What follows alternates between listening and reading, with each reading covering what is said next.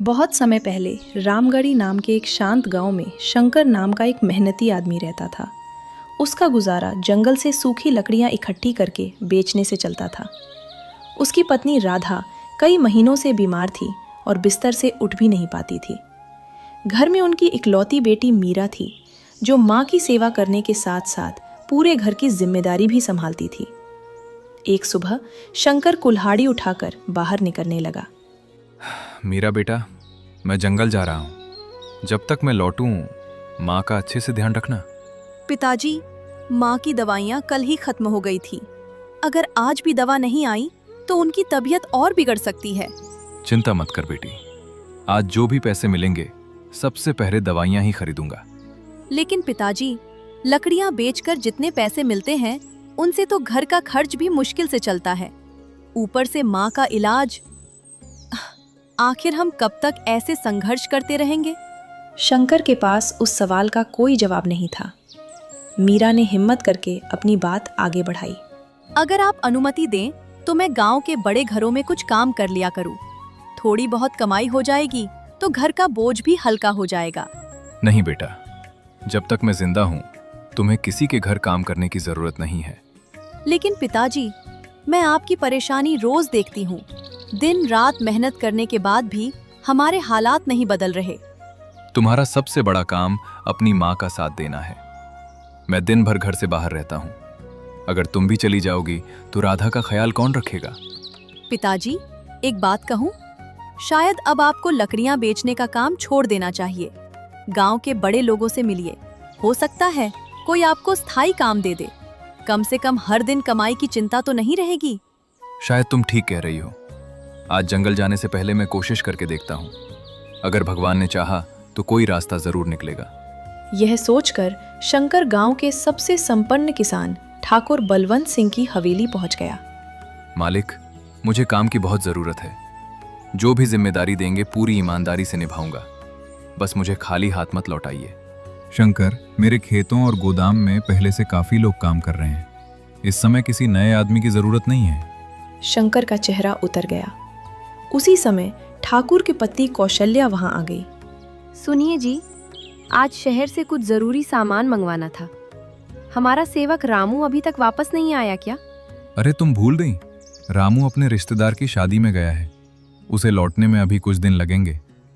ओह, उसके बिना तो मेरे कई काम रुक गए हैं। अब बाजार से सामान कौन लाएगा? मालिक, अगर आप चाहें तो जब तक रामू वापस नहीं आता मैं उसकी जगह काम कर सकता हूँ।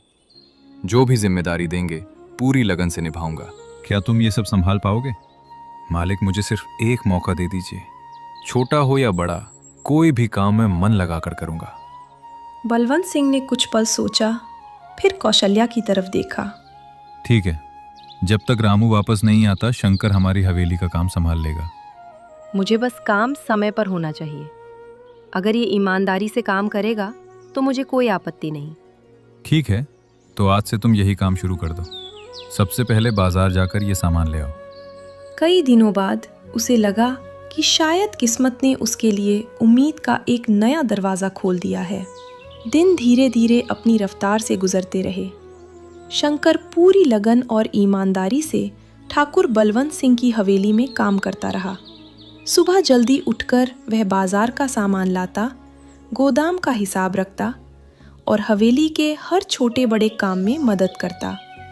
देखते ही देखते 1 महीना बीत गया।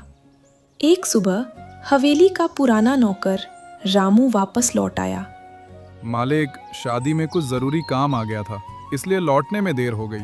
अब मैं वापस आ गया हूँ। तुमने 15 दिन की छुट्टी मांगी थी, लेकिन पूरे महीने बाद लौटे हो। जिस आदमी को अपनी जिम्मेदारी की परवाह नहीं, उस पर मैं दोबारा भरोसा नहीं कर सकता। मालिक, मुझसे गलती हो गई, एक मौका और दे दीजिए। अब बहुत देर हो चुकी है। तुम्हारी जगह दूसरा आदमी काम संभाल रहा है। तुम जा सकते हो। बेबस रामू झुके सिर के साथ हवेली से बाहर निकल गया। उसी महीने शंकर को अपनी पहली पूरी मजदूरी मिली। सबसे पहले उसने बाजार जाकर राधा की दवाइयाँ खरीदी। बची हुई रकम से घर का थोड़ा बहुत राशन भी ले आया। कई दिनों बाद उनके घर में उम्मीद की एक छोटी सी किरण दिखाई देने लगी। राधा की तबीयत भी धीरे धीरे पहले से बेहतर होने लगी। एक शाम कौशल्या ने रसोई में बचा हुआ खाना देखा और शंकर को आवाज दी। शंकर, आज काफी भोजन बच गया है। इसे फेंकने से अच्छा है तुम अपने घर ले जाओ। तुम्हारे परिवार के काम आ जाएगा। मालकिन, आपका ये उपकार मैं कभी नहीं भूलूंगा। वह खाना लेकर घर पहुंचा। तरह तरह के व्यंजन देखकर मीरा की आंखें खुशी से चमक उठी। पिताजी, आज तो ऐसा लग रहा है जैसे हमारे घर कोई त्योहार आ गया हो। उस रात तीनों ने कई दिनों बाद पेट भरकर स्वादिष्ट भोजन किया। इसके बाद जब भी हवेली में अच्छा खाना बच जाता, कौशल्या बिना झिझक शंकर को दे देती।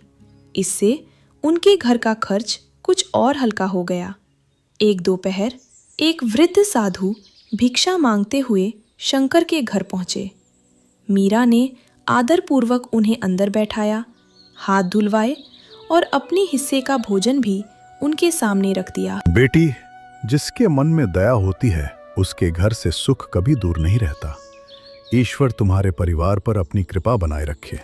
आशीर्वाद देकर साधु वहां से चले गए। मीरा और शंकर ने उनके शब्दों को सामान्य आशीर्वाद समझकर ज्यादा ध्यान नहीं दिया। उधर उसी दिन हवेली के बाहर जोर जोर से किसी के चिल्लाने की आवाज सुनाई दी। एक व्यक्ति गुस्से से दरवाजे पर खड़ा था। बलवंत सिंह, बाहर निकलो। आज तुम्हें अपने बेटे की करतूत का हिसाब देना होगा। शोर सुनकर बलवंत सिंह बाहर आए। इतना हंगामा क्यों मचा रखा है? अपने बेटे विक्रांत को समझाओ। उसकी हरकतें अब हद पार कर चुकी हैं। पूरे गांव में उसकी बदनामी पहले से थी, लेकिन आज उसने मेरी बेटी का रास्ता रोककर बदतमीजी की है। बलवंत सिंह का चेहरा उतर गया। अगर उससे गलती हुई है तो मैं उससे बात करूंगा। बातों से कुछ नहीं होगा। हम गरीब जरूर हैं, मगर हमारी इज्जत किसी से कम नहीं है। अगर तुम्हारे बेटे ने दोबारा मेरी बेटी की तरफ आंख उठाकर भी देखा तो अगली बार मैं सीधे पंचायत में जाऊंगा। मैं वादा करता हूँ, आज ही उससे सख्ती से बात करूंगा। ऐसी शिकायत दोबारा नहीं आएगी। याद रखना, ये आखिरी चेतावनी है। पैसे के घमंड में अगर उसे लगता है कि वो किसी की इज्जत से खेल सकता है तो वो बहुत बड़ी भूल कर रहा है। अगली बार फैसला पंचायत करेगी और मैं पीछे नहीं हटूंगा। इतना कहकर वह गुस्से में वहां से चला गया। उसकी बातों ने बलवंत सिंह को गहरी सोच में डाल दिया। उसे पहली बार एहसास हुआ कि उसके बेटे की बिगड़ती आदतें अब पूरे गांव के लिए मुसीबत बनती जा रही थी। हवेली के आंगन में सन्नाटा पसरा हुआ था। तभी उसकी पत्नी कौशल्या वहां आई। इतनी छोटी सी बात के लिए आप इतने परेशान क्यों हो रहे हैं? गांव वाले तो बात का बतंगड़ बनाना जानते हैं। छोटी सी बात? तुमने सुना नहीं वो आदमी क्या कहकर गया है? हमारे बेटे की वजह से आज पहली बार किसी ने मेरी हवेली के सामने खड़े होकर मुझे ललकारा है। मुझे पूरा यकीन है कि लोग बढ़ा चढ़ाकर बोल रहे हैं। विक्रांत से कोई छोटी मोटी नोकझोंक हो गई होगी। गांव के लोग वैसे भी अमीर घरों से जलते हैं। तुम हर बार उसकी गलती पर पर्दा डाल देती हो। इसी वजह से उसका हौसला बढ़ता जा रहा है। उसे खेती बाड़ी संभालने को कहता हूं तो मना कर देता है। दिन भर दोस्तों के साथ घूमता रहता है, ताश खेलता है और लड़ाइयों में पड़ता है। लेकिन खाली हाथ तो नहीं लौटता। किसी न किसी तरह पैसे लेकर ही आता है। घर का खर्च मांगता भी नहीं। मुझे ऐसे पैसों पर गर्व नहीं है। मेहनत की कमाई और गलत रास्ते से आया पैसा कभी एक जैसा नहीं होता। आज वो दूसरों की इज्जत से खेल रहा है, कल किसी बड़ी मुसीबत में फंस जाएगा। अगर आपको उसकी इतनी चिंता है तो एक उपाय है, उसकी शादी कर दीजिए। जिम्मेदारी आएगी तो अपने आप संभल जाएगा। तुम्हें लगता है गांव का कोई इज्जतदार परिवार अपनी बेटी ऐसे लड़के को देगा? उसकी आदतों की चर्चा पूरे इलाके में है। कई जगह बात चलाई लेकिन सबने साफ इनकार कर दिया। अगर बड़े घर वाले मना कर रहे हैं तो किसी साधारण परिवार से रिश्ता कर लीजिए। किसकी बात कर रही हो? हमारे यहाँ काम करने वाले शंकर की बेटी मीरा। शंकर की बेटी? हाँ, लड़की मेहनती है, संस्कारी है और पूरे भर की जिम्मेदारी संभालती है। वैसे भी उनके घर की हालत बहुत खराब है। अगर इतना बड़ा रिश्ता मिलेगा तो वे मना करने की हिम्मत नहीं करेंगे। सोचिए, उनकी बेटी को किसी बड़े घर में जगह मिल जाएगी और हमें अपने बेटे के लिए बहू, दोनों का काम बन जाएगा। मुझे नहीं पता शंकर क्या जवाब देगा। लेकिन ये सच है कि उसने मुश्किल समय में पूरी ईमानदारी से हमारा साथ दिया है। वो आपका बहुत सम्मान करता है। आपने उसके परिवार की मदद की है। मुझे पूरा विश्वास है वो आपकी बात नहीं टालेगा। ठीक है, आज शाम जब शंकर काम खत्म कर लेगा तब मैं उससे इस बारे में बात करूंगा। उस शाम जब हवेली का काम लगभग खत्म हो गया, तब बलवंत सिंह ने शंकर को अपने पास बुलाया। शंकर, बैठो। आज मैं तुमसे एक खास बात करना चाहता हूं। जी मालिक, हुक्म कीजिए। आज मैं तुम्हें ऐसी खबर देने वाला हूं जिससे तुम्हारी सारी परेशानियां हमेशा के लिए खत्म हो सकती हैं। मैं आपकी बात समझा नहीं मालिक। मैं चाहता हूं कि तुम्हारी बेटी मीरा हमारे घर की बहू बने। मैं उसका रिश्ता अपने बेटे विक्रांत के लिए मांग रहा हूं। यह सुनते ही शंकर के पैरों तले जैसे जमीन खिसक गई। कुछ पल तक वो बिल्कुल खामोश खड़ा रहा।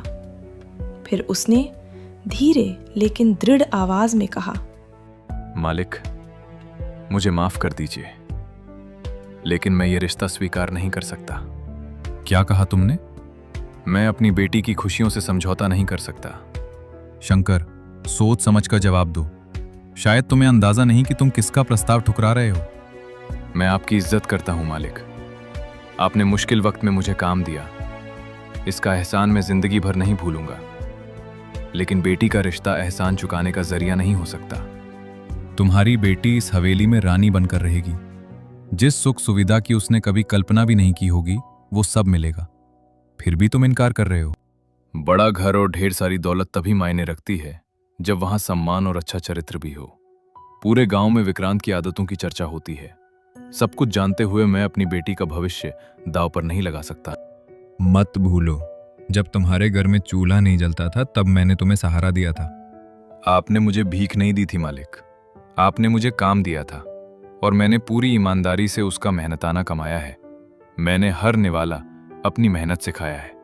यह सुनकर बलवंत सिंह का धैर्य टूट गया। लगता है तुम्हें अपनी औकात भूल गई है। अगर तुम्हें मेरे घर और मेरे बेटे की इतनी ही कदर नहीं तो आज से तुम्हें यहाँ काम करने की भी जरूरत नहीं।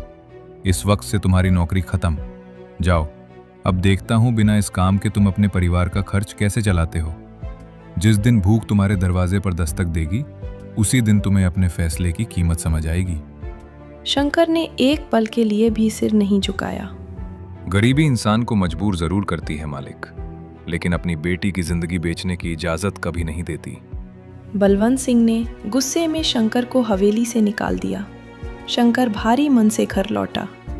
जैसे ही मीरा ने उसके उदास चेहरे को देखा वो सब समझ गई। पिताजी, क्या मालिक ने आपको काम से निकाल दिया? शंकर ने चुपचाप सिर हिला दिया।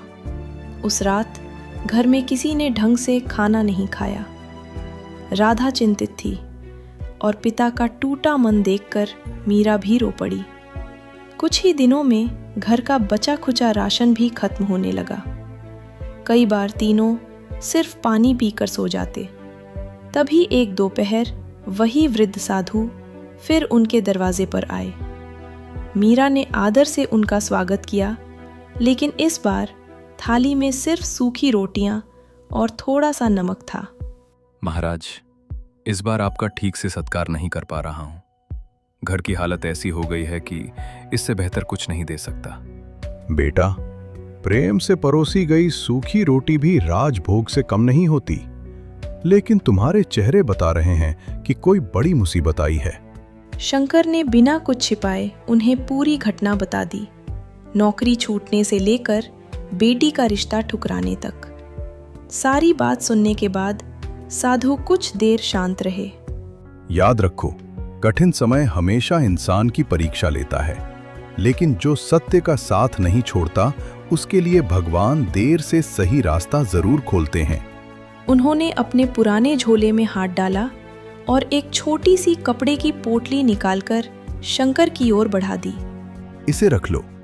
शंकर ने पोटली खोलकर देखी तो उसमें कई चांदी के पुराने सिक्के चमक रहे थे।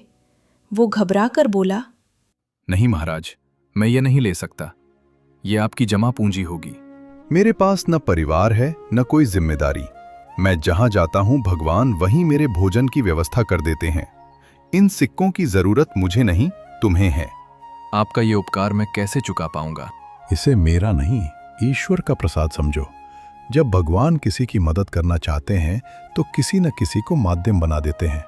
आखिरकार शंकर ने श्रद्धा से वह पोटली स्वीकार कर ली। उन सिक्कों से उसने घर का राशन खरीदा, राधा की दवाइयाँ ली और कई दिनों बाद उनके घर का चूल्हा फिर से जल उठा।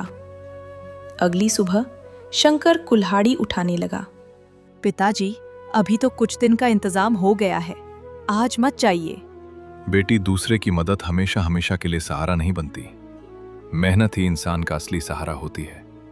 ये सिक्के एक दिन खत्म हो जाएंगे, इसलिए मुझे फिर से काम पर निकलना ही होगा। उसने राधा का हाल पूछा, मीरा को माँ का ध्यान रखने के लिए कहा और जंगल की ओर चल पड़ा। जंगल के रास्ते में अचानक उसकी नज़र सड़क किनारे पड़े एक अजनबी पर गई। वो आदमी बिल्कुल बेहोश था और उसके होठ नीले पड़ चुके थे। शंकर तुरंत उसके पास दौड़ा। उसने गौर से देखा तो पैर के टखने पर 2 गहरे दांतों के निशान बने हुए थे। हे भगवान, इसे तो जहरीले सांप ने काटा है। अगर देर हुई तो इसकी जान नहीं बचेगी। बिना एक पल गवाए उसने आसपास से लकड़ियों का सहारा बनाकर किसी तरह उस अजनबी को अपने कंधे पर उठाया और गांव ले आया। शंकर उस अजनबी को सीधे गांव के प्रसिद्ध वैद्य गोपीनाथ के पास ले गया। वैद्य ने तुरंत जड़ी बूटियों से उपचार शुरू किया। काफी देर की मेहनत के बाद उन्होंने राहत की सांस ली। जहर का असर काफी फैल चुका था, लेकिन समय रहते तुम इसे यहाँ ले आए, इसकी जान तो बच गई। अब ये ठीक हो जाएगा ना वैद्य जी? अभी कुछ कहना जल्दबाजी होगी। शरीर से जहर निकल चुका है, लेकिन इसे होश कब आएगा ये कहना मुश्किल है। तुम इसका ध्यान रखना। जैसे ही इसे होश आए मुझे तुरंत खबर देना। यह कहकर वैद्य वहां से चले गए। शंकर उस अनजान व्यक्ति को अपने छोटे से घर ले आया। मीरा और राधा भी उसकी सेवा में लग गए। एक दिन बीता, फिर दूसरा दिन भी निकल गया, लेकिन उस अजनबी की आंखें अब तक नहीं खुली। पिताजी, पता नहीं ये कौन है। इनके अपने लोग कितने परेशान हो रहे होंगे। काश हमें इनके बारे में कुछ पता होता तो उनके परिवार को खबर भेज देते। भगवान पर भरोसा रखो बेटी। जिसने इसकी जान बचाई है वही इसे इसके अपनों तक भी जरूर पहुंचाएगा। उसी समय शंकर के घर के बाहर किसी की आवाज आई। शंकर! आवाज सुनकर मीरा बाहर आई तो देखा कि उसके ताऊ जगदीश खड़े थे। ताऊ जी, आइए ना, बहुत दिनों बाद घर आए हैं। आजकल तो आपके दर्शन ही नहीं होते। क्या करूं बेटा, काम ही इतना बढ़ गया है। तुम तो जानती हो, मेरे पास खेत हैं, मजदूर हैं, सबकी जिम्मेदारी संभालनी पड़ती है। हाँ भैया, आपकी जिम्मेदारियां तो बहुत हैं। मेरे पास तो अब खेती भी नहीं बची। राधा के इलाज में जो कुछ था सब खत्म हो गया। मजबूरी में जमीन भी बेचनी पड़ी। हाँ मुझे पता है, लेकिन तुमने ये सब क्यों किया? ये भी समझ में आता है, पत्नी की जान से बढ़कर कुछ नहीं होता। तभी उसकी नजर पास में लेटे उस अजनबी आदमी पर पड़ी। वैसे ये आदमी कौन है? इसे पहले कभी देखा नहीं। शंकर ने उसे सारी घटना बता दी, जंगल में मिलने से लेकर सांप के काटने और वैद्य से इलाज करवाने तक की पूरी बात। जगदीश ने उस आदमी के अच्छे कपड़े देखे और फिर शंकर की तरफ देखा। देखने से तो ये किसी बड़े घर का आदमी लगता है, लेकिन शंकर, तुम्हारे अपने घर की हालत क्या है ये भी तो देखो। घर में खाने के लिए मुश्किल से इंतजाम है और तुम दूसरे इंसान की सेवा में लग गए। मेरा मतलब बुरा मत समझना, लेकिन तुम्हें इसे यहाँ लाने की क्या जरूरत थी? वहीं पड़ा रहने देते, कोई और मदद कर देता। अब इसका इलाज, इसकी देखभाल, ये सब खर्च कैसे उठाओगे? भैया, उस वक्त मुझे सिर्फ एक इंसान दिखाई दिया जो जिंदगी और मौत के बीच था। अगर मैं उसे वहीं छोड़ देता और उसकी जान चली जाती तो मैं खुद को कभी माफ नहीं कर पाता। ठीक है, जो तुम्हें सही लगता है वही करो। मुझे तो तुम्हारी चिंता थी इसलिए समझा रहा था। अगर तुम्हें दूसरों की मदद करने का शौक है तो करते रहो। मुझे बहुत काम है, अब मैं चलता हूँ। और वो वहां से चला गया। अगले दिन सुबह जगदीश के घर एक अजनबी आदमी आया। नमस्कार, मैं शहर से आया हूँ। मैं एक ज़रूरी काम से आपके पास आया हूँ। बताइए, क्या बात है?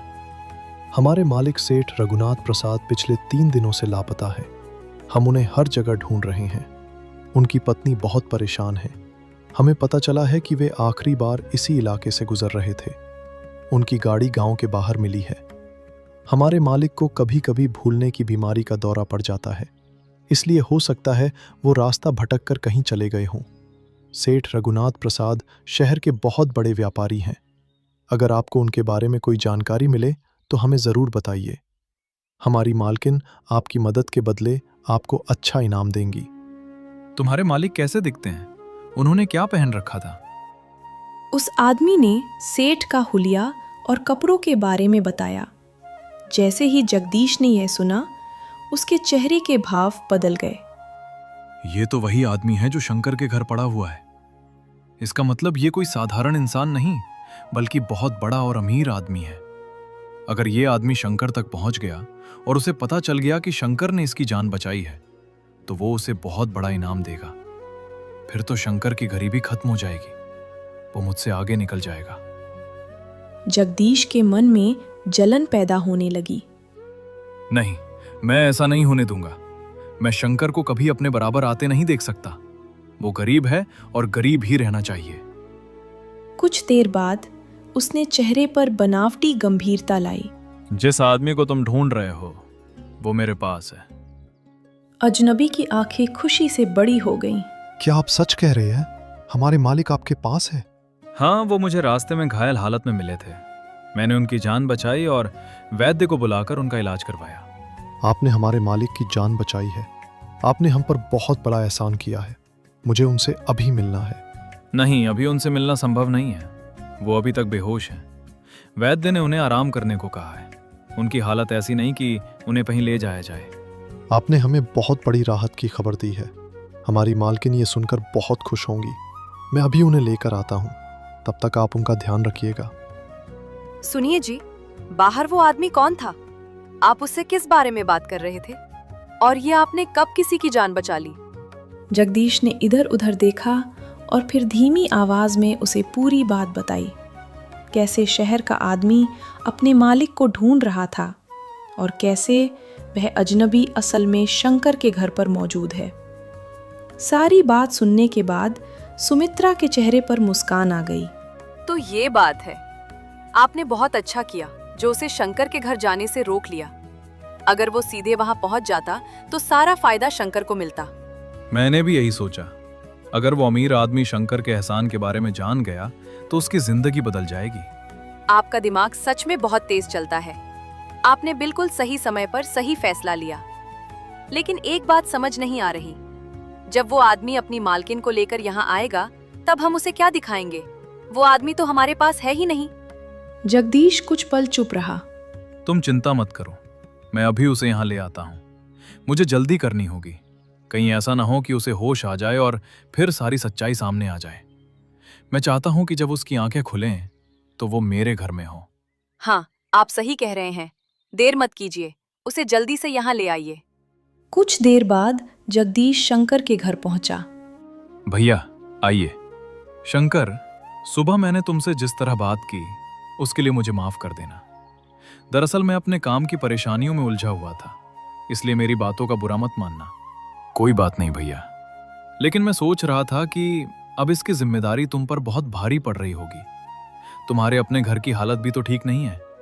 ऊपर से राधा भाभी की तबीयत खराब रहती है और मीरा को भी घर संभालना पड़ता है। ऐसे में तुम इसकी देखभाल कैसे कर पाओगे? मेरे पास घर भी बड़ा है और साधन भी ज्यादा है। मैं चाहता हूं कि जब तक इसे होश नहीं आता ये मेरे घर पर रहे।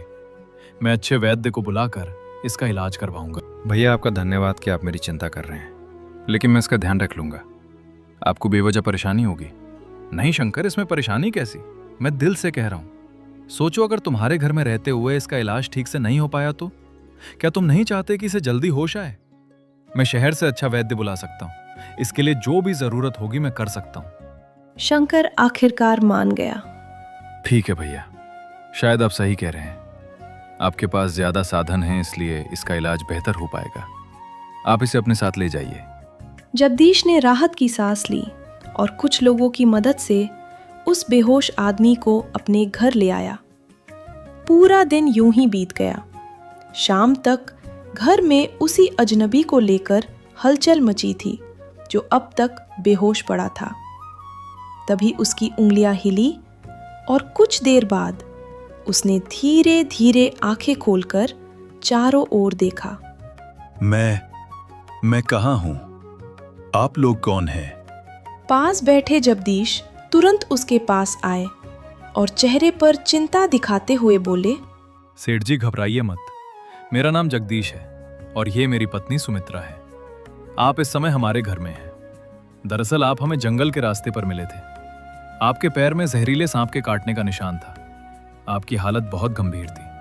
अगर आपको समय पर यहां नहीं लाया जाता तो आपकी जान बचाना मुश्किल था। मैं आपको किसी तरह अपने घर लेकर आया और तुरंत वैद्य जी को बुलाकर आपका इलाज करवाया। सेठ रघुनाथ हैरानी से उसकी बातें सुनता रहा। आज भगवान ने हमारी सुन ली। आपको होश आ गया। सेठ जी, अब आपको कैसा महसूस हो रहा है? कहीं दर्द तो नहीं हो रहा? अब मैं ठीक महसूस कर रहा हूँ, लेकिन मुझे कुछ भी याद नहीं आ रहा कि मैं यहाँ तक कैसे पहुँचा। मुझे याद नहीं कि मैं शहर से निकलकर इस गांव तक कैसे आ गया। आप ज्यादा सोचने की कोशिश मत कीजिए। अभी आपका शरीर कमजोर है। बस इस बात की खुशी मनाइए कि आपकी जान बच गई। तुम सही कह रहे हो। अगर तुमने उस समय मेरी मदद नहीं की होती तो शायद मैं आज जिंदा नहीं होता। मैं तुम्हारा जितना धन्यवाद करूं उतना कम है। सेठ जी, आप ऐसा कहकर हमें शर्मिंदा मत कीजिए। हमने तो सिर्फ इंसानियत का फर्ज निभाया है। लेकिन मेरे घर वाले, मेरी पत्नी, वो तो बहुत परेशान हो रही होगी। मुझे तुरंत उनके पास जाना होगा। आप चिंता मत कीजिए। मैंने आपके परिवार वालों को खबर कर दी है। उन्हें आपके बारे में बता दिया गया है। वो जल्द ही यहाँ पहुंच जाएंगे। तुमने मेरे लिए जितना किया है शायद कोई अपना भी इतना नहीं करता। कुछ ही दिनों में पूरे रामगढ़ी गांव में यह खबर फैल गई कि गरीब शंकर की बेटी मीरा की शादी शहर के बड़े व्यापारी सेठ रघुनाथ के बेटे से होने वाली है। गांव के लोग शंकर की किस्मत की तारीफ करने लगे, लेकिन यह खबर सुनकर जगदीश के मन में जलन की आग भड़क उठी। जिसे मैं हमेशा गरीब समझता रहा, आज वही मुझसे ज्यादा सम्मान पा रहा है। उसे सबसे ज्यादा जलन इस बात की थी कि जिसे उसने धोखा देना चाहा, उसी को भगवान ने इतना बड़ा सम्मान दे दिया। बलवंत सिंह भी यह देखकर हैरान था कि जिस शंकर को उसने हवेली से निकाल दिया था, वही आज इतना आगे बढ़ गया। समय बीता और कुछ दिनों बाद मीरा की शादी सेठ रघुनाथ के बेटे से धूमधाम से हो गई। सुनैना की मदद से राधा का शहर में इलाज हुआ और वह पूरी तरह स्वस्थ हो गई। सेठ रघुनाथ ने गांव में नया व्यापार शुरू किया, जिसमें शंकर उसका साथ देने लगा। धीरे धीरे शंकर के घर की आर्थिक स्थिति भी सुधर गई और जहां कभी गरीबी थी, वहां खुशियां और सुख शांति बस गई। पूरा परिवार भगवान का धन्यवाद करते हुए खुशी से रहने लगा। लेकिन दूसरी ओर बलवंत सिंह के घर नई मुसीबत आ गई। उसका बेटा विक्रांत जुआ खेलते हुए पुलिस के हाथों पकड़ा गया। यह खबर सुनते ही कौशल्या घबरा गई। हे भगवान, ये क्या हो गया? आपने हमारे बेटे को बचाया क्यों नहीं? आप कुछ कीजिए, उसे किसी भी तरह छुड़ाकर घर लेकर आइए। मैं वादा करती हूँ, अब वो दोबारा कभी जुआ नहीं खेलेगा। मैं क्या कर सकता हूँ? पुलिस ने उसे हाथों पकड़ा है। मैं जाकर उनसे क्या कहूँगा? मेरी पुलिस में ऐसी कोई पहचान भी नहीं है कि वो उसे छोड़ दें। मैं तुम्हें और उसे कितनी बार समझाता था, लेकिन किसी ने मेरी बात नहीं मानी। आज उसी गलती का नतीजा सामने है। ऐसी बातें मत कहिए। मैं अपने बेटे के बिना नहीं रह सकती। आपको कुछ भी करना पड़े, लेकिन उसे वापस लेकर आइए। कुछ देर सोचने के बाद वो बोली, आप एक बार शंकर के पास जाइए। बलवंत सिंह ने हैरानी से उसकी तरफ देखा। अब शंकर एक बड़े घराने से जुड़ चुका है। सेठ रघुनाथ की पुलिस और प्रशासन में अच्छी पहचान होगी। अगर वो मदद करेंगे तो हमारा बेटा बच सकता है। मुझे पता है हमने शंकर के साथ बहुत गलत किया, लेकिन इस समय हमारे पास कोई और रास्ता नहीं है। आप उससे माफी मांग लीजिए। जरूरत पड़े तो उसके पैर पकड़ लीजिए, लेकिन हमारे बेटे को बचा लीजिए। बलवंत सिंह कुछ देर चुप रहा। अगले दिन बलवंत सिंह शंकर के घर पहुंचा।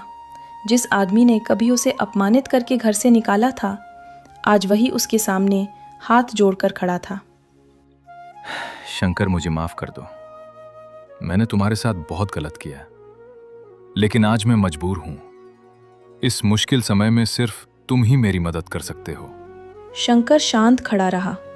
बलवंत सिंह की आंखों में पछतावा था। अगर तुम अपने सेठ जी से बात कर दो तो शायद मेरा बेटा बच सकता है। मैं तुम्हें वचन देता हूं कि अब मैं विक्रांत को सुधारने की पूरी कोशिश करूंगा। उसे एक आखिरी मौका दिलवा दो शंकर। कुछ पल की चुप्पी के बाद शंकर बोला, ठीक है, मैं सेठ जी से बात करके देखता हूं। शंकर ने अपने पुराने अपमान को याद नहीं रखा और इंसानियत के नाते मदद करने का फैसला किया। सेठ रघुनाथ से बात करने के बाद ज़रूरी कोशिशें की गईं और आखिरकार विक्रांत को रिहा कर दिया गया। विक्रांत जब घर वापस आया तो बलवंत सिंह और कौशल्या की खुशी का ठिकाना नहीं रहा। कुछ दिनों बाद दोनों शंकर के घर पहुंचे। इस बार उनके चेहरे पर घमंड नहीं, बल्कि शर्म और पछतावा था। शंकर, हमें माफ कर दो। हमने तुम्हारी अच्छाई को कमजोरी समझ लिया था, लेकिन आज समझ आया कि असली अमीरी धन में नहीं बल्कि इंसान के दिल में होती है।